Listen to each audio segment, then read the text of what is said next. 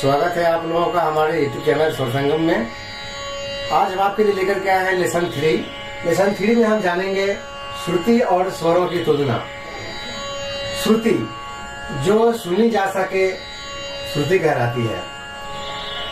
स्वर और श्रुति में भेद इतना ही है जितना सर्प और उसकी कुंडली में, अर्थात 22 श्रुतियों में से जो श्रुतियां किसी राग विशेष में प्रयुक्त होती हैं वे स्वर कहलाती हैं। जब किसी अन्य राग में इन स्वरों के अतिरिक्त अन्य श्रुतियां काम में ली जाती है तो जो श्रुतियां अब काम में लाई गई वे स्वर बन गई और जो छोड़ दिए गए वे पुनः श्रुतियां बन गई। उदाहरण के लिए जब हमने राग मालकौंस गाया तो जिन श्रुतियों पर इस राग को गाएंगे और बजाएंगे वे स्वर कहलाएंगी, और फिर जब हम राग हिंडोल गाते हैं तो जो श्रुतियां मालकौंस में प्रयोग होते समय स्वर बन गई थी अब उन्हें छोड़ना पड़ा, अतः वे पुनः श्रुतियां बन गई, और जो श्रुतियां हिंडोल में प्रयोग करेंगे वे स्वर कहलाएंगे।